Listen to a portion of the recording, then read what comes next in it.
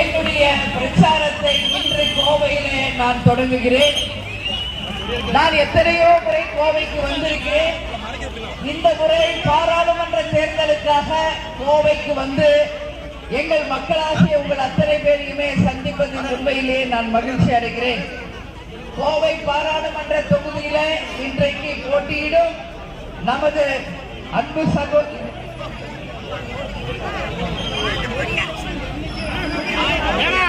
எதிர்கட்சி நமது அண்ணன் எடப்பாடியார் அவர்களும் நானும் இந்த கூட்டணி சிறப்பாக அமைய வேண்டும் என்பதற்காக இந்த கூட்டணி ஒரு வெற்றி கூட்டணி, மக்கள் போற்றுகின்ற ஒரு கூட்டணியாக, அனைவருமே ஆதரிக்கின்ற ஒரு கூட்டணியாக சிறந்த முறையில உங்கள் முன்னாடி நான் இங்க இருக்கிறேன். இன்றைக்கு நமது வெற்றி வேட்பாளராக நீங்கள் அனைவரும் இரட்டை இலை சின்னத்திலே வாய்ப்பு கொடுத்து ஒரு அமோக வெற்றியை இந்த தேர்தலில் தர வேண்டும் என்பதை இந்த நேரத்தில் உங்கள் அத்தனை பேரையும் பார்த்து நான் கூட்டி கேட்டுக்கொள்கிறேன். தேசிய முற்போக்கு திராவிட கழகம், அனைத்து இந்திய அண்ணா திராவிட முன்னேற்ற கழகமும் இணைந்த இந்த கூட்டணி ஒரு மாபெரும் வெற்றி கூட்டணி. எஸ்டிபிஐ மற்றும் புதிய தமிழகம் என்கின்ற ஒரு வெற்றி கூட்டணியை இந்த முறை நாம் அமைத்திருக்கிறோம். இந்த வெற்றி கூட்டணி நாளை நமதே 40 நமதே என்று சொல்லக்கூடிய அளவு அனைத்து தொகுதிகளையும் வென்றெடுத்து நிச்சயமாக வெற்றி கனியை அந்த 3 தெய்வங்களின் பாதங்களில் வைப்போம் என்பதை என்னுடைய முதல் உரையிலேயே இந்த நேரத்தில் நான் தெரிவித்துக் கொள்கிறேன். இங்கு நமது வெற்றி வேட்பாளராக அன்பு சகோதரர் ஜி ராமச்சந்திரன் அவர்களுக்கு இரட்டை இலை சின்னத்திலே பெருவாரியான வாக்குறுதிகளே நீங்கள் அவரை வெற்றி பெற செய்ய வேண்டும் என்பதை இந்த நேரத்தில் உங்ககிட்ட சொல்றேன். புரட்சி தலைவர் அவர்களுடைய பெயரையே தன் பெயராக கொண்டுள்ளார். அவரை போலவே ஒரு மாபெரும் வெற்றியை இரட்டை இலை சின்னத்திற்கு பெற்று தந்து இந்த கோவை பாராளுமன்ற தொகுதி இரட்டை இலையின் வெற்றி கனி என்பதை புரட்சி தலைவர் புரட்சி தலைவர் சாமத்தில் நம்ம அவங்க பாதத்தில் இந்த வெற்றி கனியை நாம் சமர்ப்பிப்போம் என்பதை தெரிவிச்சுக்கிறேன். இங்கே வேட்பாளராக நிற்கும் நமது அன்பு சகோதரர் ஜி ராமச்சந்திரன் அவர்கள் இங்கு ஏற்கனவே அவங்க தந்தையுமே இங்க எல்லாருக்கும் தெரியும். ராமச்சந்திரனுடைய அப்பாவை நீங்க பாத்தீங்கன்னா எல்லாருக்குமே தெரியும்.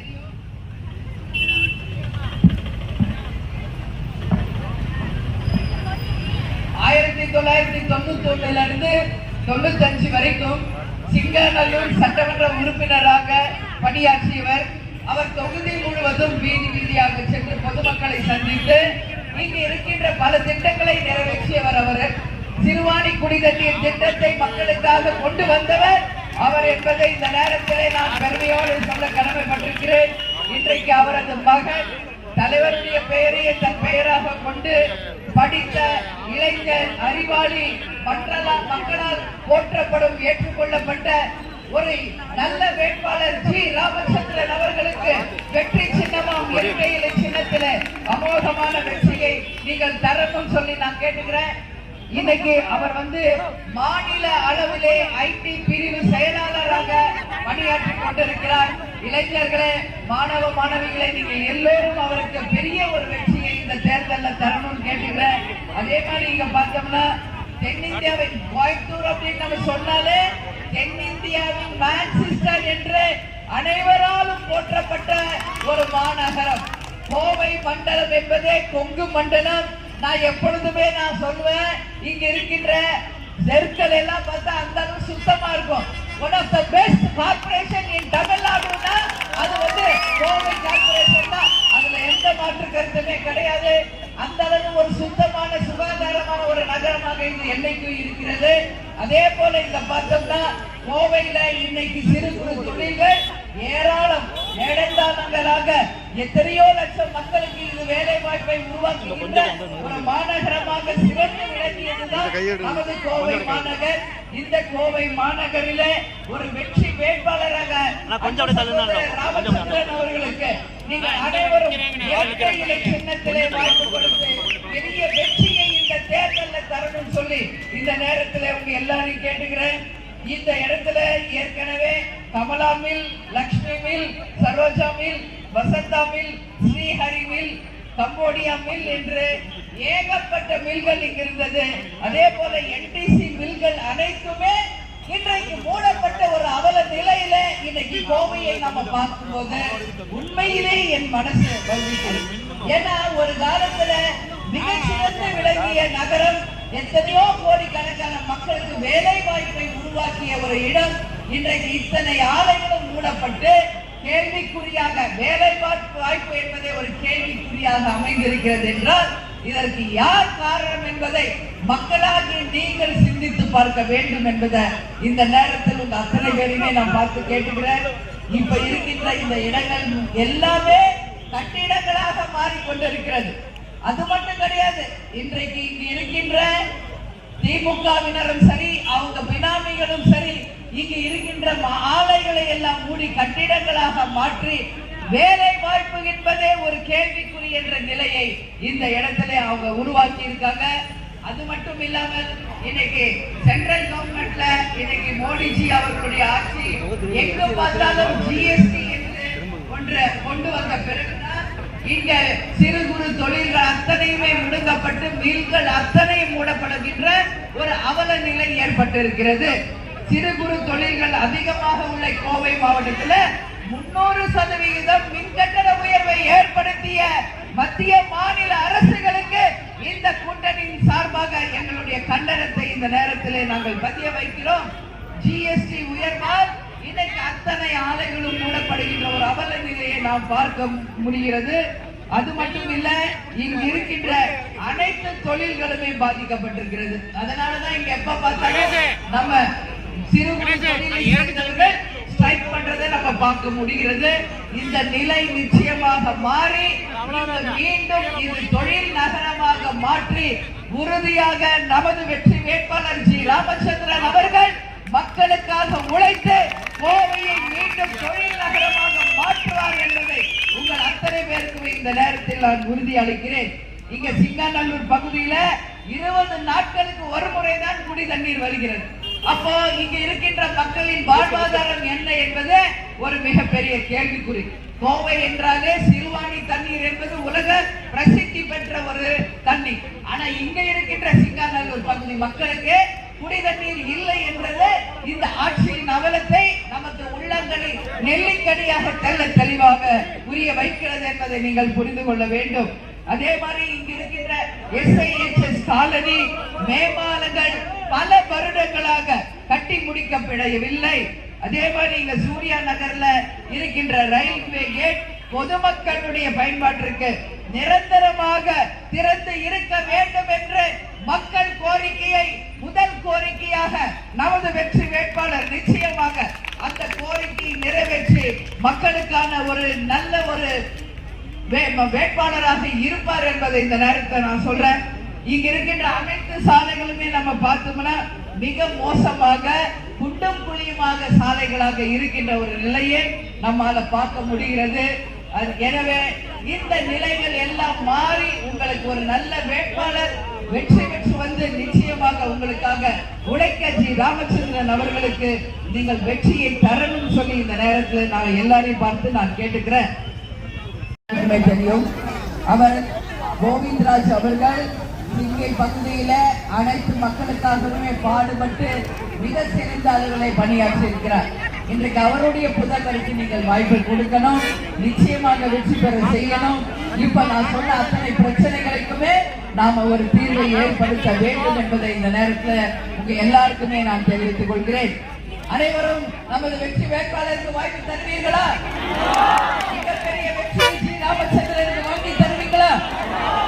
இரட்டை இலை சின்னத்திற்கு அவங்க வெற்றியை நீங்கள் வாங்கி தருவீங்களா?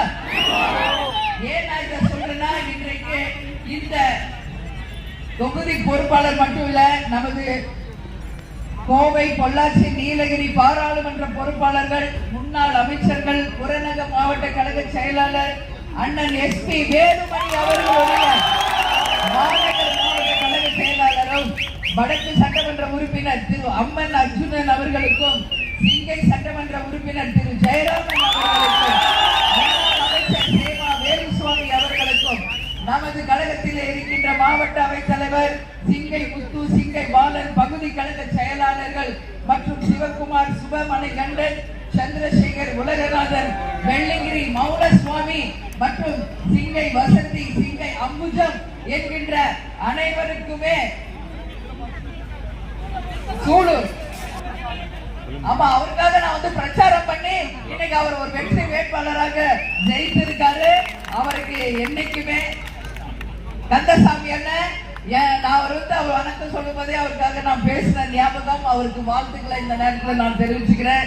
அதே போல தேசிய முற்போக்கு திராவிட கழகத்தினுடைய மாவட்ட கழக செயலாளர் சிங்கை சந்துரு அவர்களுக்கும், ஜெகன் அவர்களுக்கும், சண்முக வடிவேல் அவர்களுக்கும், இரண்டு கட்சிகளை எஸ்டிபிஐ கட்சியை சேர்ந்த அனைவருக்கும், அதே போல கூட்டணியில இருக்கின்ற அனைத்து இந்திய அண்ணா திராவிட முன்னேற்ற கழகம், தேசிய முற்போக்கு திராவிட கழகம், எஸ்டிபி கட்சியை சேர்ந்த அனைத்து ஒன்றிய நகர பேரூர் கழக கிளை கழக நிர்வாகிகள், தொண்டர்கள் அத்தனை பேருக்குமே பணிவான வணக்கங்களை தெரிவித்து நமது வெற்றி வேட்பாளர் ஜி ராமச்சந்திரன் அவர்களுக்கு மிகப்பெரிய ஒரு வெற்றியை நீங்கள் தந்து இரட்டை இலை சின்னம் வென்றது என்ற ஒரு சரித்திரத்தை நீங்கள் உறுதியாக ஏற்படுத்தி தர வேண்டும் என்பதை இந்த நேரத்தில் உங்க பத்தி நான் கேட்டுக்கிறேன். அதே மாதிரி இங்க இருக்கின்ற சட்டமன்ற பொறுப்பாளர்களாக திரு கோவிந்தராஜ் அவர்களும், எஸ்ஐ ஜி.ஐ. ஜெயக்குமார் அவர்களும், பி. பொன்னுராஜ் அவர்களுக்கும், பகுதி செயலாளர்கள் அழகர், செந்தில்குமார், பன்னீர்செல்வம், சர்தார், தண்டபாணி, மணிகண்டன், குணசேகரன், செந்தில்குமார், சரவணகுமார், ராஜசேகர் அனைவருக்குமே இந்த கூட்டணியின் சார்பாக எங்களுடைய வணக்கங்களை நாங்கள் தெரிவித்துக் கொள்கிறோம். அதே போல மாவட்ட கழக நிர்வாகிகள் ராகவலிங்கம், ஆனந்தகுமார், கற்பகம், பழனி, கருப்புத்துறை, செல்வபுரம், செந்தில்குமார், பிரபு, கிருஷ்ணமூர்த்தி, தேவராஜ், செல்வராஜ், சிங்கை குணா, நேர்மை சந்திரன், முத்துக்குமார், ராஜீவ் காந்தி, தாமோதரன், தனலட்சுமி என்கின்ற அனைத்து கழக நிர்வாகிகளுக்குமே இந்த கூட்டணியின் சார்பாக வணக்கங்களை தெரிவித்துக் கொண்டு இந்த தேர்தலிலே கொடுத்த வாக்குறுதிகள் அத்தனையுமே நிறைவேற்றி நமது வெற்றி வேட்பாளர் திரு ராமச்சந்திரன் அவர்களுக்கு வெற்றி சின்னமாம் இரட்டை இலை சின்னத்திலே அமோகமான வெற்றியை கொடுத்து தேசிய முற்போக்கு திராவிட கழகத்தினுடைய கேப்டனுடைய சின்னமாம் முரசு இணைந்து மாபெரும் ஒரு வெற்றி கனியை நிச்சயமாக ஜி ராமச்சந்திரன் அவர்கள் கோவை பாராளுமன்ற தொகுதியிலே வெற்றி பெற்றார் என்கின்ற வெற்றி செய்தியை தர வேண்டும். இவருடைய குரல் டெல்லியிலே போய் நிச்சயமாக ஒலிக்க வேண்டும். அதற்கு நமது தொகுதி மக்கள் மாபெரும் ஒரு வெற்றியை தந்து ஒரு சரித்திர வரலாற்றை இந்த தேர்தலிலே தர வேண்டும் என்பதை இந்த நேரத்தில் உங்க எல்லாருமே பார்த்து நான் கேட்டுக்கிறேன். மத்தியிலே ஆளும் கட்சியும் தமிழ்நாட்டில் ஆளும் கட்சியும் மக்களுக்கு எந்த வாக்குறுதிகளையும் நிறைவேற்றவில்லை, எந்தவித திட்டங்களையும் செய்யவில்லை என்பது இன்னைக்கு மக்களுடைய குமுறலாக இருக்கிறது.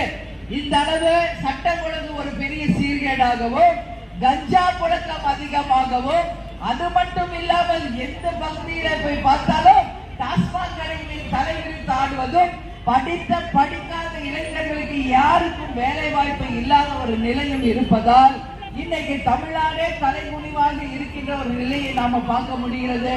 எனவே இந்த நிலைகள் எல்லாம் மாறி நமது ராமச்சந்திரன் அவர்கள் ஒரு பாராளுமன்றத்தில் போய் நம்ம தொகுதிக்காக பேசி அவர் குரலை அங்க பதிய வைத்து நமது கோவை நாடாளுமன்ற தொகுதியினுடைய அனைத்து பிரச்சனைகளையும் நிச்சயம் தீர்த்து வைப்பார் என்பதை இந்த நேரத்தில் உங்க அத்தனை பேருக்குமே தெரிவித்துக் கொண்டு நிச்சயமாக ஜி ராமச்சந்திரன் அவர்களுக்கு மாபெரும் வெற்றியை இரட்டை இலை சின்னத்திலே கொடுத்து பெரியதொரு வெற்றியை தர வேண்டும் தர வேண்டும் தர வேண்டும் என்று உங்கள் அனைவரையும் பார்த்து நான் இருகரம் கூப்பி கேட்டுக் கொள்கிறேன். வேட்பாளரை வெற்றி பெற செய்வீர்களா? இரட்டை இலைக்கு வாய்ப்பு தருவீர்களா? அவருடைய குரல் டெல்லியிலே ஒலிக்க செய்வீர்களா? மாபெரும் வெற்றியை தர வேண்டும். ஏன்னா அவருடைய வெற்றி ஒட்டுமொத்தமாக இந்த கூட்டணியினுடைய வெற்றி, கோவை மக்களின் வெற்றி என்பதை உறுதி செய்யக்கூடிய அளவு இந்த வெற்றியை நீங்கள் தர வேண்டும் என்று கேட்டுக்கொண்டு என்னை வரவேற்க இங்கு வந்திருக்கும் அனைத்து தாய்க்குலங்களுக்கும், பெரியவர்களுக்கும், சகோதர சகோதரிகளுக்கும், அனைத்து கட்சியை சேர்ந்த வேட்பாளர்களுக்குமே இந்த நேரத்தில் நான் நன்றிகளை தெரிவிச்சுக்கிறேன். அதே போல நம்ம கூட்டணியில் இருக்கின்ற ஃபார்வர்ட் பிளாக், அதே மாதிரி புதிய தமிழகம் அனைத்து சகோதரர்களுக்குமே நன்றிகளை தெரிவித்துக் கொண்டு வெற்றி சின்னமா இரட்டை இலை சின்னத்திலே வேட்பாளர்களுக்கு வெற்றியை தாருங்கள் என்று கேட்டுக்கொண்டு உங்களிடமிருந்து விடைபெறுகிறேன். நன்றி, வணக்கம்.